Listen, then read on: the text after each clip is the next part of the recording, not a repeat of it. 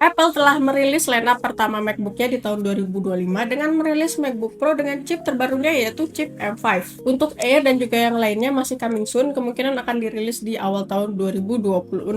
Kira-kira inovasi dari Apple apakah yang akan dihadirkan nanti? Mari kita tunggu.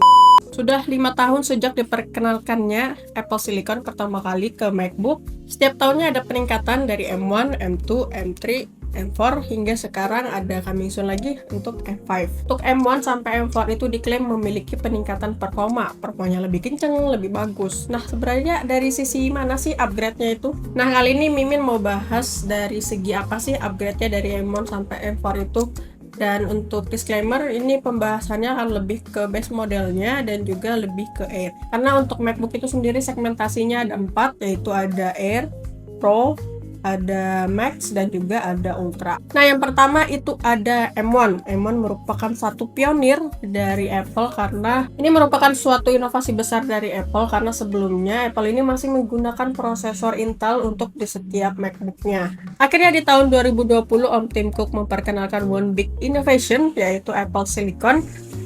Banyak yang menantikan, banyak juga yang meragukan. Dan duar!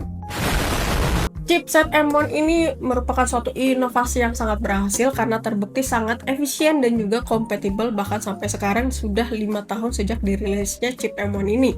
Untuk daily use bahkan untuk editing juga masih oke. Performanya masih stabil dan juga masih signifikan. Nah, untuk yang seperti Mimin bahas tadi, untuk chipsetnya itu memiliki 4 segmentasi yaitu Air, ada Pro, ada Max, dan ada juga Ultra. Untuk Air itu untuk penggunaan ringan, untuk Pro untuk penggunaan profesional, dan untuk Max dan juga Ultra untuk penggunaan profesional dengan skala yang lebih besar. Air untuk office use karena fanless, tanpa kipas, lebih tipis, dan juga untuk baterainya lebih tahan lama, bisa 1 harian bahkan bisa berhari-hari. Untuk Pro karena penggunaan berat, memiliki kipas untuk menjaga performanya itu lebih stabil sehingga ukurannya juga sedikit lebih tebal. Untuk M1 ini memiliki 8 core CPU dan juga 7 core GPU dan sudah tidak dirilis lagi oleh Apple, sudah di-discontinue, tapi masih ada beberapa yang menjual barunya, bahkan secondnya pun masih sangat worth it sekali karena performanya walaupun sudah 5 tahun, kalau kita bandingkan dengan laptop Windows ya, yang berarti kira-kira di Gen 10 ataupun di Gen AMD Ryzen 3000 series itu lumayan jomplang. Kalau kita lihat sekarang harganya sudah turun banget, dan juga untuk performanya kita sekarang lebih prefer ke Gen 11 atau Gen 12 dibandingkan dengan Gen 10. Bahkan Mimin sudah lumayan jarang melihat laptop Windows dengan stiker Gen 10. Nah, untuk MacBook ini M1 series itu performanya masih kencang banget, masih cocok untuk digunakan, masih kompatibel dengan software-software zaman sekarang, dan juga untuk harganya juga nggak terlalu drop banget. Di barunya sekarang masih di 12.500.000 aja. Di tahun selanjutnya muncullah M2. Untuk M2 series ini dia memiliki perbedaan yang sangat signifikan di antara M1 dan juga M2, di mana M2 ini sudah menggunakan desain yang baru dari M1. Kalau M1 ini masih menggunakan desain yang lama, yang versi tipis dan juga agak melengkung.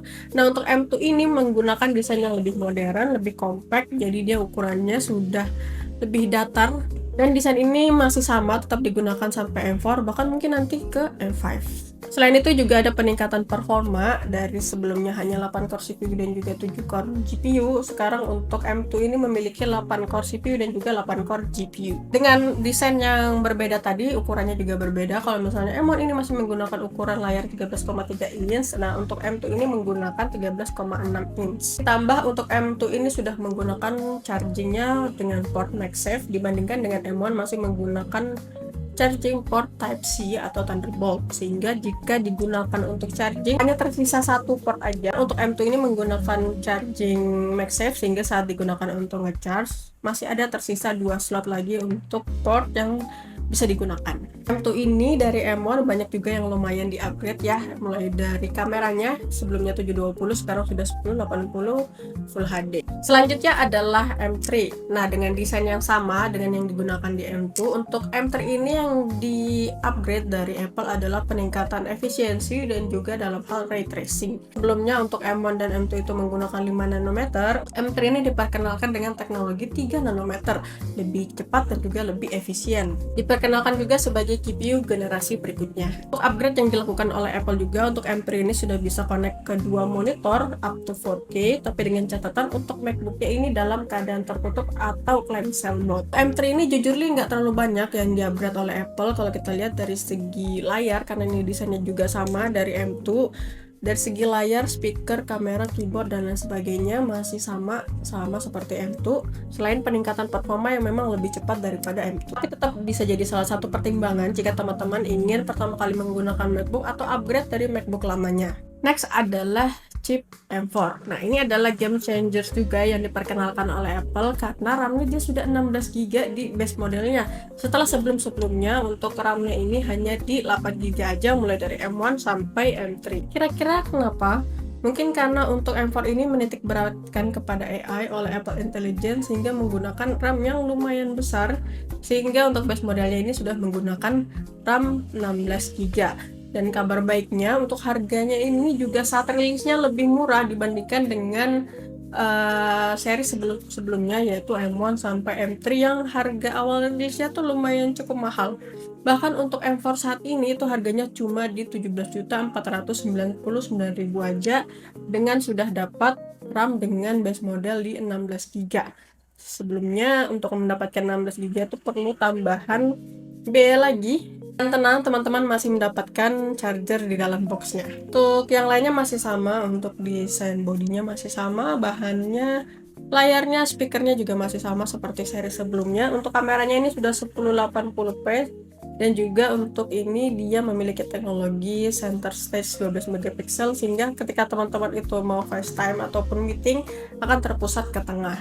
Yang di-upgrade dari Apple untuk M4 ini juga sudah bisa connect ke dua monitor. Dengan MacBooknya masih bisa aktif digunakan, jadi tiga-tiganya masih bisa kita gunakan satu kali sekaligus. Nah, kali ini chip M5 telah dirilis dan juga akan ada line up selanjutnya nanti mungkin di awal tahun 2026.